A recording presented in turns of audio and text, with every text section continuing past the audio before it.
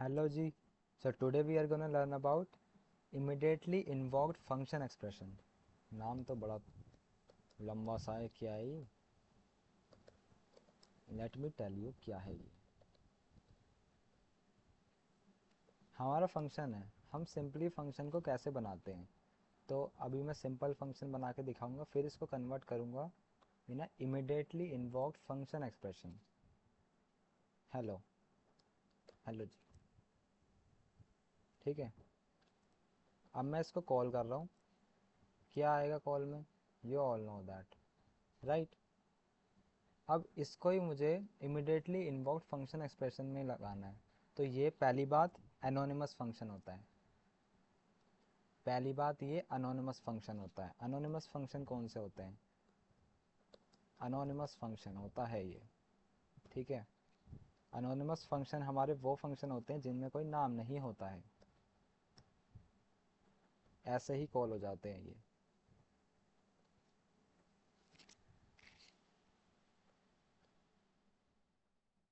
और ये फंक्शन ज़्यादातर कहाँ यूज़ होते हैं?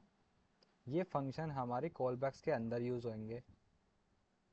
और ये फंक्शन हमारे सेट टाइम आउट फंक्शन है, या कोई भी फंक्शन है जिसके अंदर हमें पास करना है values as a functional argument. जब भी हम यूज़ करेंगे ना, तो हम ऐसे एनोनिमस फंक्शन बनाते हैं। इसका एक और तरीका भी है, इस तरीके से भी बना सकते हैं हम एनोनिमस फंक्शन। ये एरो फंक्शन बोलते हैं। इसमें भी कोई नहीं है, पर वो अवेल कर पा रहा है। तो इन एनोनिमस फंक्शन में करना क्या है? जो हमारा इमिडिएटली इन्वॉल्व फंक्शन होता है वो एनोनिमस होता है, क्योंकि इसको हमें नाम से कॉल नहीं करना होता। इसको इमिडिएटली इन्वोक करना है। तो पहले तो हमने नाम हटा दिया, राइट। नाम हटा दिया। अब स्टेप वाइज देखना ढंग से कि मैंने नाम हटा दिया। अब इसको इनकैप्सुलेट कर दिया इन द ब्रेसेस। इसे ब्रेसेस बोलते हैं। इनके अंदर मैंने इनकैप्सुलेट कर दिया इस फंक्शन को, अनोनिमस फंक्शन को, राइट। अनोनिमस फंक्शन को इनकैप्सुलेट कर दिया। अब इसके बाद मैंने इसको कॉल कर दिया। I did three things. Anonymous anonymous function बना दिया मैंने। उसके बाद I did what I did, मैंने करा इसको ब्रेसेस के अंदर इनकैप्सुलेट। इनकैप्सुलेट कर दिया इसको। तीसरा मैंने करा, कॉल कर दिया। इमीडिएटली कॉल कर दिया, कॉल कर दिया। और तुम इसको कॉल को इन्वॉक भी बोल सकते हो। तो ये अब चल जाएगा। चल गया, दैट्स इट। यही था, ये चल गया। तो ऐसे हमारा ये बनता है अनोनिमस फंक्शन। अनोनिमस अनोनिमस नहीं, इमिडिएटली इन्वॉक्ड फंक्शन एक्सप्रेशन बनता है। अनोनिमस तो सिर्फ ये चीज़ होती है, बस ये चीज़ जो है हमारी अनोनिमस है। और इसको ही हम इसके अंदर डाल दें, कितना बढ़िया है ये। इसके अंदर डाल दें तो ये बन गया इमिडिएटली इन्वॉक्ड फंक्शन एक्सप्रेशन, जो एकदम से हमारा इन्वॉक हो जाता है जब भी हम फंक्शन बनाते हैं। अब इसके यूज़ केस क्या हो गए? पहली बात तो ये जो है ना, हमारा पूरे इस ग्लोबल स्कोप को, इस पूरे ग्लोबल स्कोप को, जो भी जहाँ भी हम कोड लिख रहे हैं उसको पॉल्यूट नहीं करता किसी भी तरीके से। ये यहीं है, यहीं का ख़त्म हो जाएगा। यहाँ फंक्शन बनाया, यहाँ कॉल हो गया, ख़त्म बात। एक तो ये बात हो गई। दूसरी बात हो गई, इसका जो अल्टरनेटिव है ना वो एग्जिस्ट करता है।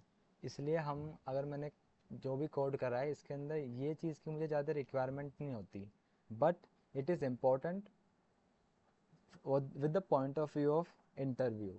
ठीक है, इसलिए तुम्हें पता होना चाहिए कि इमिडिएटली इन्वॉक्ड फंक्शन एक्सप्रेशन होता क्या है। तो हमने ये पता लगा लिया कि ब्लॉक्ड स्कोप्ड जो होते हैं ना हमारे लेटर बैंस, ये लेटर कॉन्स्ट होते हैं जो लॉन्च हो गए हैं ES6 में। ES6 क्या है? ECMA script 6। अब ये जो है ना हमारा एक तरह से स्क्रिप्टिंग लैंग्वेज है। ये भी थोड़ा सा एक आइडिया दे दूँ। एक्मा स्क्रिप्ट जो होती है ना, एक तरह से पापा हैं जावा स्क्रिप्ट के। एक्मा स्क्रिप्ट इसके पापा हैं, जावा स्क्रिप्ट के पापा हैं ये, ठीक है।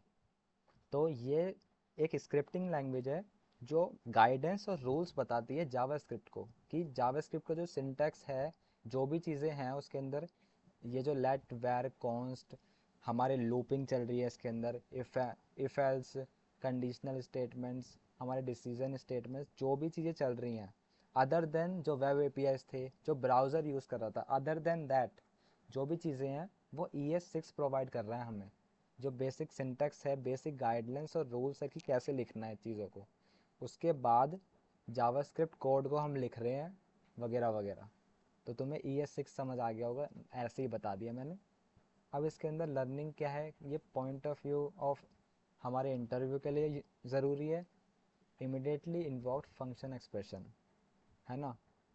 और इनकैप्सुलेट कर देता है ये कि अगर हमें कोई भी फंक्शन यहीं चलाना है तो हम इसको ये चेक करने के लिए इधर ही चला सकते हैं। सिंपल यूज़ केस तुमने देख लिया इसका।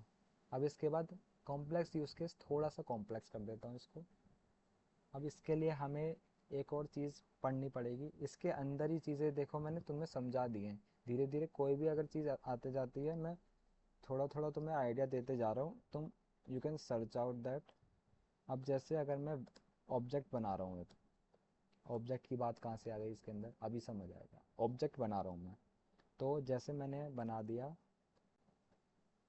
फर्स्ट नेम मेरा यश, ठीक है। ये क्या है, वैल्यू है, ये की है, की value, right. But what if I से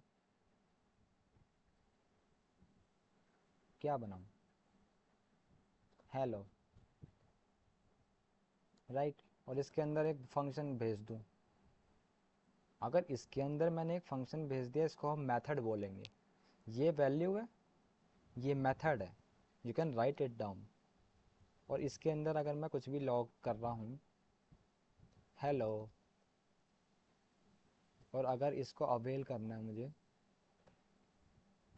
कि मैंने इसके अंदर क्या लिखा था, तो ऑब्जेक्ट डॉट हेलो, जैसे ये करूँगा मैं, यू कैन सी फंक्शन। अब फंक्शन है तो फंक्शन को कॉल भी करना पड़ता है, फंक्शन को कॉल करूँगा हेलो, राइट। अब ये ऐसा क्यों दिखा रहा है, अनडिफाइंड, फंक्शन को रिटर्न भी करना पड़ता है, नाइस।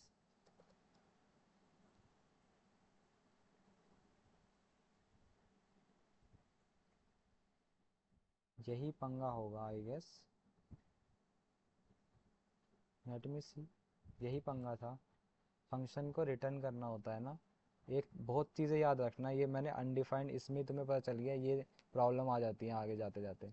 हमने फंक्शन लिखा होता है, फंक्शन को रिटर्न नहीं करना होता तो अनडिफाइंड आ जाता है, फंक्शन को कॉल नहीं करा होता, दैट्स इट। तो इसका यूज़ केस क्या है, हमारे इमिडिएटली इन्वोक्ड फंक्शन एक्सप्रेशन। अब मैं इसका थोड़ा सा कॉम्प्लेक्स वाला यूज़ केस बताऊंगा। पहले मैंने थोड़ी सी गड़बड़ कर दी थी उसके अंदर, तो फिर से अभी बताते हैं कि मैंने एक, अभी पूरा अच्छे से बना दें। हमारा एक है फंक्शन, इसको हमने ब्रेसेस में कर दिया, उसके बाद इसको कॉल कर दिया, ये तो सबको पता ही होगा। अब इसके अंदर मैंने एक प्राइवेट वेल नाम से एक डेटा मेंबर बना दिया। अब इसके अंदर मैं रिटर्न कर दूंगा, रिटर्न करूंगा एक ऑब्जेक्ट, इसके अंदर रिटर्न करूंगा एक ऑब्जेक्ट, ऑब्जेक्ट रिटर्न करूंगा, उसके अंदर दो फंक्शन बना दूंगा।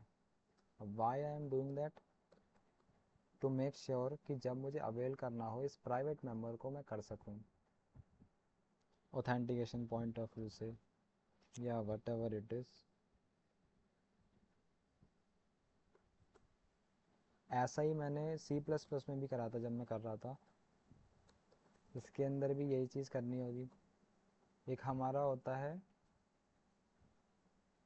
सॉलिड प्रिंसिपल्स, तो उसके अंदर बोलते हैं एक बहुत सारी चीज़ों को इनकैप्सुलेट करके रखो, अच्छे से मेंटेनेबिलिटी रखो, तो उसके अंदर हम कंस्ट्रक्टर का प्रयोग करते हैं बहुत ज़्यादा। तो ये कंस्ट्रक्टर का ही थोड़ा मेथड लग रहा है कि हमने प्राइवेट मेंबर लगाया, उसके अंदर गेटर सेटर बना दिए जिससे हम अवेल कर सकें, इसकी वैल्यू को चेंज कर सकें, but it can be only accessed by someone who know it. कोई भी अवेल नहीं कर सकता, कोई भी इसको एक्सेस नहीं कर सकता, इसकी वजह से हमने करा है ये। तो हमारा ये हो गया। अब ऑब्जेक्ट हुआ, राइट। ऑब्जेक्ट के अंदर हमने ये की दी, की के अंदर ये पूरा मेथड है। ऐसे ही हमने यहाँ करा, की के अंदर पूरा मेथड है। अब इसको अवेल कैसे करेंगे? पहले तो मैं इसमें सेटर लगा के मैंने वैल्यू दे दी 0 1। 0 1 कुछ नहीं होता, 1। और ये अब मैंने इसको वो तो दिया ही नहीं है, अब मैं जानूंगा कैसे इसको? अगर मैं ऐसे ही बोलता हूँ तो ये एरर दे देगा कि सेटर तो डिफाइन ही नहीं है। सेटर जो रिटर्न हुआ है वो कहीं ना कहीं तो होगा ना रिटर्न, तो इसको वेरिएबल में स्टोर करना पड़ेगा मुझे। And then I will say A dot. अब तुम देख सकते हो 1 आई वैल्यू। तो ये हमारा कॉम्प्लेक्स यूज केस होता है ऑफ इमिडिएटली इन्वॉक्ड फंक्शन एक्सप्रेशन। थोड़ा अजीब सा कॉन्सेप्ट है, इसका बस आइडिया ले लो। अभी एट प्रेजेंट मैंने इसका यूज़ केस इतना देखा नहीं है, बट मे बी कभी पूछ लें, दैट्स वाई। Thank you.